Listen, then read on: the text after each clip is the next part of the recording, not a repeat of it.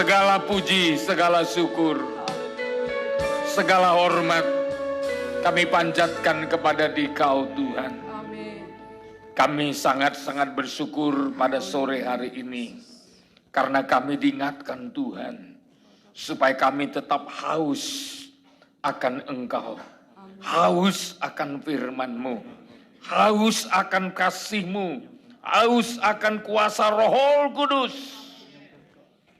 Sehingga Engkau memuaskan kami, mengenyangkan kami di tengah-tengah dunia yang penuh dengan kesukaran. Dunia yang tidak menentu, dunia yang tidak memiliki arah.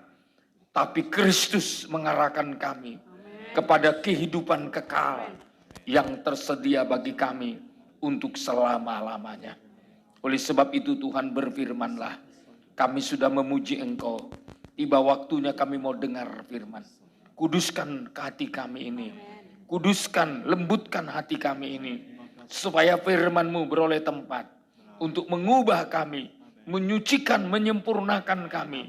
Sehingga kalau Engkau datang kali yang kedua, Engkau tidak kecewa melihat kondisi rohani kami. Tapi Engkau senang, Engkau berbahagia menjemput kami dalam keadaan siap sedia. Itulah yang kami doakan, yang kami gumulkan hari-hari ini.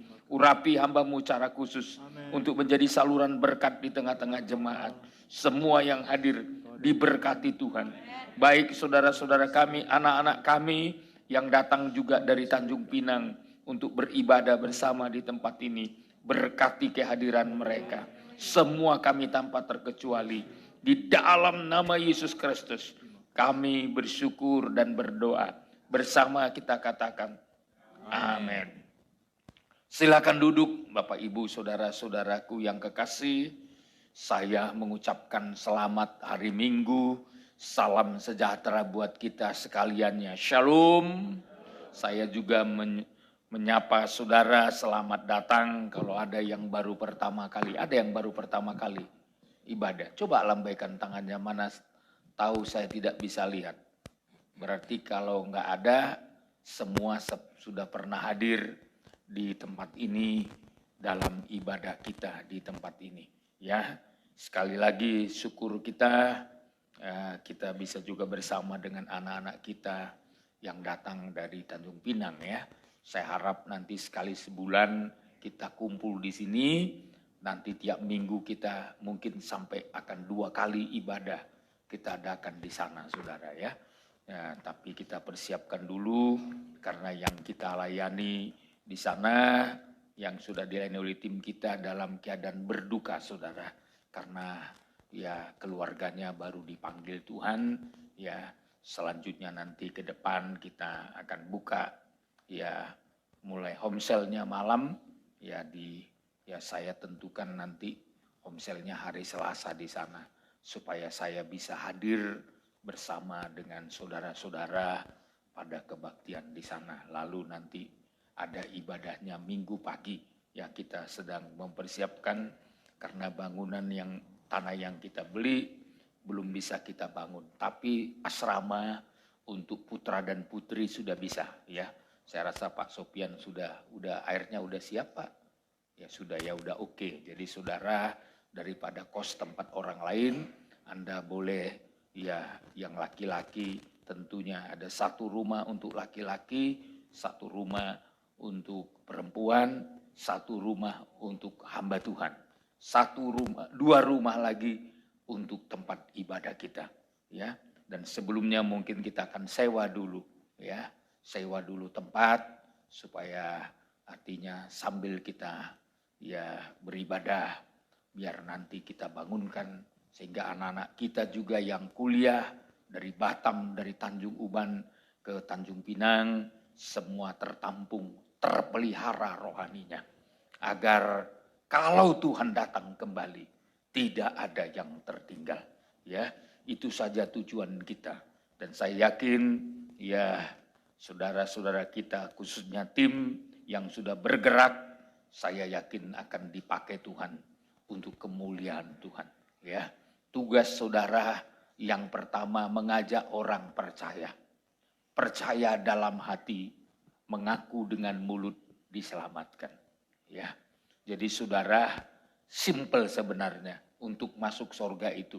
Nggak susah sebenarnya. Percaya dalam hati, mengaku dengan mulut, diselamatkan. Tapi kalau dia masih hidup dengan waktu yang panjang, maka ada lagi tugas melakukan firman Tuhan. Baru nanti selanjutnya bertobat, dibaptis, penuh dengan Roh Kudus, diajar dan digembalakan supaya tetap setia sampai kedatangan Tuhan. Tapi andai kata di hari-hari akhir hidupnya tidak sempat dibaptis, tapi masih sekedar percaya dan mengaku dengan mulut, sudah diselamatkan. Bukan saya ngomong, Alkitab yang ngomong. Ya, jadi Tuhan itu, dan salah satu contoh yang di sebelah kanan Tuhan Yesus. Ya, nggak bisa lagi turun dari salib karena sudah dieksekusi mati, saudara. Tinggal menunggu hari kematiannya. Tapi dia diselamatkan Tuhan. Kenapa? Ada satu pernyataannya. Kalau engkau sudah sampai, ingatlah akan aku. Ya, dia mengakui Yesus itu adalah Tuhan. Ya, Mesias. Dan kalau Tuhan nantinya sudah pergi ke sorga, dia minta supaya dia diingat sama Tuhan. Ya, sangat berbeda dengan yang di sebelah kiri. Kalau kau anak-anak Allah, turunkanlah kita dari salib ini. Ya, dia masih menguji Tuhan, padahal sudah tinggal nunggu matinya. Masih mencobai Tuhan, masih belum percaya akan Tuhan. Padahal sudah tinggal nunggu, sudah sedang dieksekusi mati. Ya, masih minta, kalau engkau anak Allah, selamatkanlah kita, turunkanlah kita dari salib ini. Ya, Tuhan tidak mengerjakan itu, saudaraku. Tapi bagi yang di sebelah kanan, Tuhan berkata, pada hari ini engkau bersama-sama dengan aku di Firdaus, di tempat, di kerajaannya. Bayangkan lu, simple, ya. Tapi kita ini kan nggak langsung mati setelah terima Tuhan, masih hidup kita sampai hari ini. Kalau Anda mau mati nggak apa-apa, ya. Habis terima Tuhan langsung mati. Kita ini belum mati, masih butuh perjalanan hidup, butuh pertobatan, ya, butuh menjadi pelaku firman, ya, sampai nanti kita bukan saja dibaptis, bukan saja penuh dengan Roh Kudus, didewasakan oleh Tuhan lewat firman dalam penggembalaan. Ya, jadi sekali lagi apa yang sudah dikerjakan, saya sebagai gembala pun bersyukur. Saya harap ke depan ini semua jemaat harus rela memberitakan Injil. Ya, amin. Bukan hanya tim, bukan hanya pelayan, bukan hanya pendeta pembantu atau kami. Semua kita, nenek-nenek pun, ya, kakek-kakek pun. Ada nenek-nenek di sini, ya, opung-opung, ya, engkong-engkong, gitu ya. Ya. Gunakan hidup saudara untuk melayani Tuhan, bersaksi supaya orang lain diselamatkan, masuk dalam kerajaan sorga. Ya, sekali lagi untuk anak-anak kami yang datang dari Tanjung Pinang, walaupun saudara kuliah di sana, saya yakin saudara, Tuhan membekali saudara-saudara menjadi generasi yang akan datang. Generasi yang berkemenangan, generasi yang diberkati, generasi yang mempermuliakan nama Tuhan. Itu kerinduan Tuhan yang tertinggi, saudaraku. Oleh sebab itu, sebagaimana saya sampaikan firman Tuhan, kita ini sedang berada di hari-hari zaman akhir. Hari-hari zaman akhir. Di hari-hari zaman akhir ini, Tuhan ingin jangan seorang pun kita binasa. Ya. Tuhan menginginkan kita betul-betul ada kesiapan untuk menyambut kedatangan Tuhan. Namun di zaman akhir ini, Alkitab menunjukkan dengan jelas kepada kita apa yang bakalan terjadi. Saya sudah sampaikan dalam kitab Matius pasal 24, ya, persoalan terbesar yang akan menjadi pergumulan kita di dunia ini adalah datangnya musim dingin secara rohani. Ya. Musim dingin secara rohani. Ya. Jadi kalau saudara di tengah musim dingin ini masih semangat mencari Tuhan, ini adalah anugerah. Ya. Selama beberapa hari saya melayani di Perth, Australia, ya. Yang menjadi panitia adalah gereja kulit hitam, saudara. Sebagian berasal dari Sudan, Afrika, sebagian dari Kenya, sebagian dari Kongo, sebagian dari Nigeria, dan sebagian dari Tanzania, saudara. Dan sebagian juga ada dari Ethiopia. Ya, saya melihat mereka, saya kagum, saudara. Ya, saya kagum karena apa? Semangat mereka itu beribadah luar biasa. Ya, padahal mereka tinggal di tengah-tengah negeri yang sangat ketat dengan namanya pekerjaan. Kalau nggak kerja, nggak makan. Ya. Maka di negeri mereka, di tempat mereka hidup sekarang, ya, waktu itu adalah uang. Ya. 1 jam saja kerja berharga. Karena gajinya dihitung dengan jam. Ya. Jadi begitu waktu 1 jam saja sangat-sangat berharga. Ya. Tapi saya kagum melihat mereka beribadah. Memuji Tuhan begitu serius. Ya. Kalau memuji, memuji. Kalau menyembah, menyembah. Kalau dengar firman, dengar firman. Tidak heran kalau negeri yang sangat hari-hari ini dilawat Tuhan adalah Afrika. Ya. Gereja terbesar di dunia sekarang bukan lagi di Korea. Dulu saya sangat kagum dengan gereja di Korea. Di tempat Pak Chuyonggi saya pernah beberapa kali di sana, saudaraku. Dengan jemaat sekitar 800.000 orang. Ya. Dengan beberapa kali kebaktian. Ya. Dulu saya sangat kagum, saudara. Ya. Saya juga pernah melayani, ya, di gereja terbesar di Busan, di Korea Selatan. Ya. Ya, gereja itu saking besarnya, saudaraku. Ya. Lapangan bolanya aja di lantai 4. Ya. Ruang ibadahnya nggak tahu berapa banyak, saudara. Ya, saya pernah menyampaikan firman Tuhan di situ. Dan saya juga pernah melayani di gereja baptis di Korea Selatan. Ya, dan di gereja Presbyterian. Ya, saya juga pernah melayani mereka. Ternyata sekarang gereja terbesar di dunia ada di Afrika. Ya. Yang luas bangunannya, panjangnya aja 3 kilometer. Kira-kira 3 kilometer dari sini ke pelabuhan ada, Pak Willy? Lewat ya? Coba bayangkan kayak mana lihat kepala orang ya. Dari sini ke sana. Saya tidak bisa membayangkan mereka bisa beribadah. Sound systemnya itu bagaimana yang ngatur? Ya, kita aja gini pendek begini. Tadi saya udah lihat gini. Kurang puas saya rasa kalau sound systemnya begini. Ya, saya rindu masih pujiannya kalau bisa sekali main musiknya, kalau bisa kita ikut joget semua. Amin. Ya, tapi kan harus biar bisa joget mantap, saudara, kan soundnya harus diperbaiki. Ya, pertama saya lihat monitor ini yang di depan ini. Biar singer-singer seperti Pak Napi Tupulu, apalagi kalau dia udah lagu itu, sungguhlah hidupku telah ditebus, pasti dia goyang, saudaraku. Ya.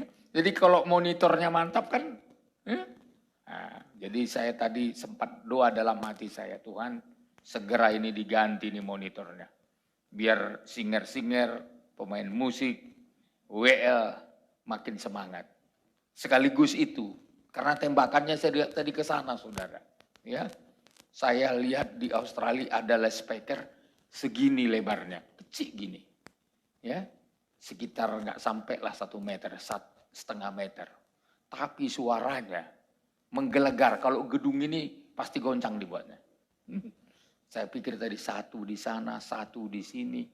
Waduh, paling tidak tahun depan harus sudah ada di sini. Beri tepuk tangan dulu, ya, supaya kita lebih semangat menyanyi, memuji, memuliakan Tuhan. Ya, saya lihat kalau orang kulit hitam, ya, menyanyi, apalagi kalau lampunya agak redup, susah saya membedakan, karena hitam semua. Ya, susah saya membedakan mana pastor ini, mana pastor ini, mana tadi yang salam saya itu saya pikir, ya, susah saya, mirip semua. Ya. Nah, ini kita bersyukur masih ada warna-warni, saudara. Ya. Ya, tapi kalau saya lihat mereka memuji, menari bagi Tuhan, waduh, dengan musiknya yang luar biasa. Kalau orang itu nyanyi saut-sautan, lelelelelele, di sana lelelelelele, ya, kayak Tarzan, saudaraku. Itu ya, saya pikir ya cara mereka memuliakan Tuhan itu. Bagi Tuhan tidak persoalan caranya, pasti beda. Setiap bangsa, setiap suku caranya beda. Ya, cara tidak menjadi patokan. Ya, cara bisa berbeda, tujuan yang tidak boleh berbeda. Haleluya, ya. Bahasa boleh berbeda, ya. Ada kan orang menyembah Tuhan, memuji Tuhan dengan senyap, nggak masalah, ya. Kalau memang itu tradisi mereka. Tapi ada orang setiap kali dengar musik langsung gini-gini. Ya, kalau Pak Kasanda langsung gini tangannya. Ya. Kayak mau kelahi aja, saudara. Asal dia dengar musik, langsung gini.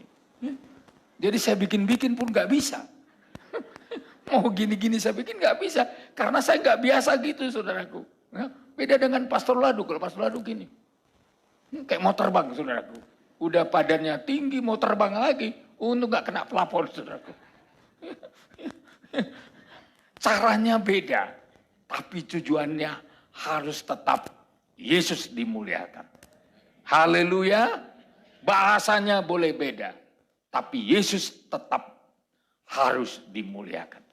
Jadi di zaman akhir persoalan yang terberat adalah suasana musim dingin secara rohani. Di balik musim dingin secara rohani, dunia sedang terancam. Terancam. Apa ancaman yang paling berat? Ternyata saya lihat ancaman yang terberat adalah ibadah-ibadah dikepung sama setan.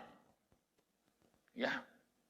Setan sangat keberatan yang namanya soal ibadah. Karena dia tahu kalau saudara sukses dalam ibadah, engkau pasti menjadi orang yang diberkati. Amin.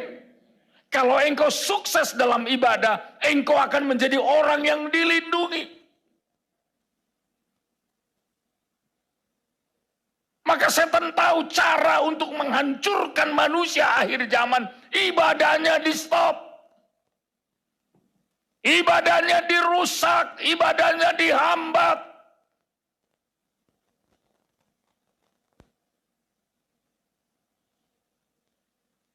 Kalau menurut Matius pasal 24, dia akan berdiri menjadi pembinasa keji setan antikris di bait sucinya. Tapi dalam Injil Lukas pasal 21, saudara, iblis dengan kekuatan antikris akan mengepung Yerusalem. Yerusalem itu bicara pusat ibadah. Dikepung. Ya. Kalau saudara lihat ya ayatnya yang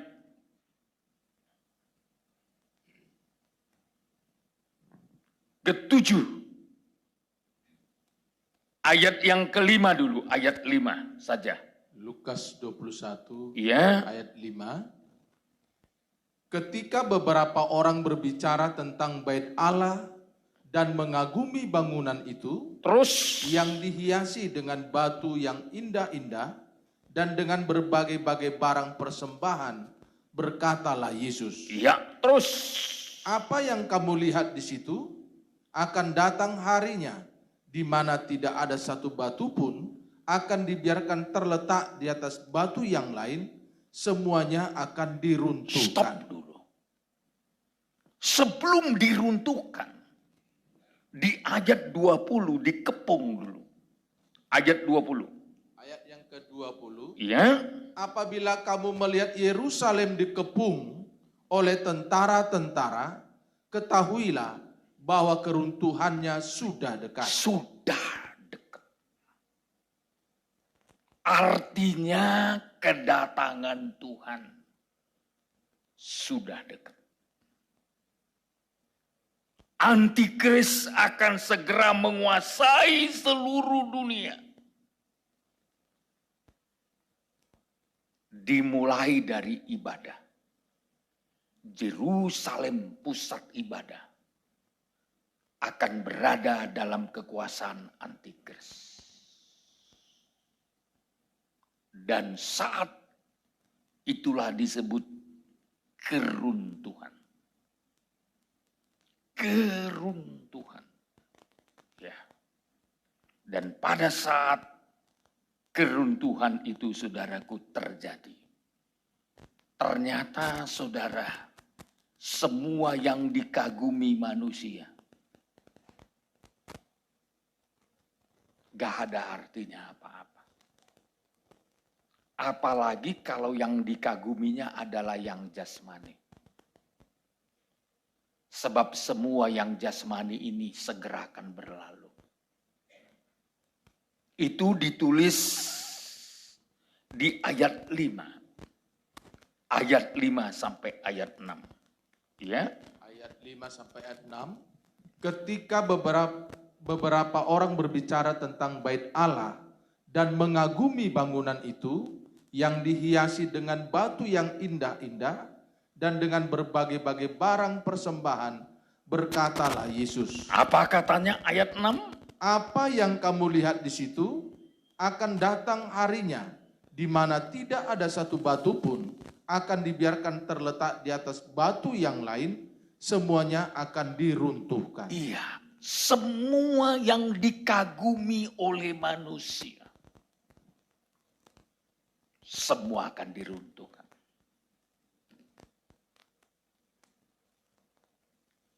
Kenapa diruntuhkan? Sebab yang dikagumi oleh manusia di sini adalah hal yang jasmani. Yang dihiasi dengan batu yang indah-indah. Dengan berbagai barang persembahan. Persembahan tidak salah. Tapi persembahan yang terutama yang Tuhan cari dari hidup kita adalah persembahan rohani. Haleluya. Memberi uang tidak salah. Memberikan benda-benda untuk membangun gereja tidak salah.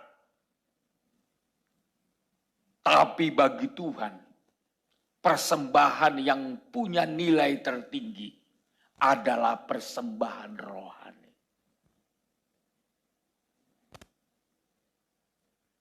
Lalu koreksinya Tuhan terhadap hal yang jasmani. Bahwa satu kali semua yang indah-indah, yang jasmania ini, semua akan diruntuhkan. semua akan roboh.